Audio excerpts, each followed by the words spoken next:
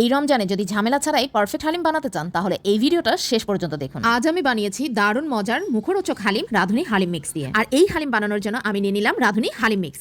এর ভেতরে রয়েছে দুইটি আলাদা সেশে, একটাতে আছে চাল এবং ডাল গুঁড়ো করা আর অন্যটাতে রয়েছে হালিমের মজাদার মশলা। বড় প্যাকেটের ভেতরে থাকা গুঁড়ো করা চাল এবং ডাল আমি একটি বাটিতে ঢেলে নিব। এরপর এর ভেতরে দিব গরম পানি। গরম পানি দিয়ে মিশ্রণটাকে ভালোভাবে নাড়তে হবে যাতে করে দলা পাকিয়ে না যায়। ব্যাস, এবার এটাকে আমি 30 মিনিটের জন্য রেস্টে রেখে দিব।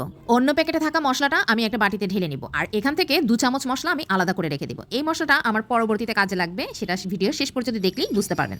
এবার একটা প্যানে তেল দিয়ে আমি এর ভেতরে দিয়ে দিলাম তেজপাতা, দারচিনি, লবঙ্গ এবং গোলমরিচ। এগুলোকে তেলের মধ্যে হালকা নাড়াচাড়া করেই আমি এতে দিয়ে দেব 1 কাপ পেঁয়াজ কুচি। পেঁয়াজটাকে হালকা ব্রাউন করেই আমি এতে দিয়ে দেব 2 চা চামচ আদা রসুন বাটা। আদা রসুন বাটা দিয়ে আরো কিছুটা সময় নাড়াচাড়া করব যাতে আদা রসুনের স্মেলটা না থাকে। দেন আমি এতে হালকা পানি দিয়ে একে একে দিয়ে দিব 2 চা চামচ মরিচ গুঁড়ো, 1 চামচ হলুদ গুঁড়ো, 1 চামচ ধনিয়া গুঁড়ো এবং হাফ চা চামচ জিরা গুঁড়ো। ব্যাস, সবগুলো উপকরণ ভালোভাবে মিশিয়ে আমি এতে হালিমের মশলাটা দিয়ে দেব। এবার মশলাটাকে ভালোভাবে কষাবো। মশলাটা কষানো হয়ে গেলেই আমি এটাতে ছোট ছোট টুকরো করা মুরগির মাংস দিয়ে দিলাম। মুরগিটাতে কোনো পানি অ্যাড করার প্রয়োজন নেই।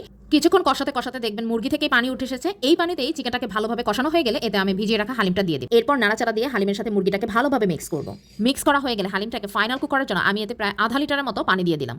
ব্যাস, এবার আমি এটাকে ঢাকনা দিয়ে ঢেকে হালিমটাকে মিডিয়াম আঁচে জাল করতে থাকবো। তবে এটাকে অবশ্যই কিছুক্ষণ পরপর নাড়াচাড়া দিয়ে দিতে হবে যাতে হালিমটা পাতিলের সাথে লেগে না যায়। হালিমটা যখন হয়ে আসবে তখন এতে ফ্লেভারের জন্য আমি 5-6টা কাঁচামরিচ অ্যাড করে দিই। ব্যাস, হালিমটা কিন্তু একদম পুরোপুরি হয়ে গেছে। এবার আমি এটাকে বাগার দিয়ে এর জন্য আমি কিছু রসুন কুচি এবং শুকনো মরিচ দিয়ে দিলাম।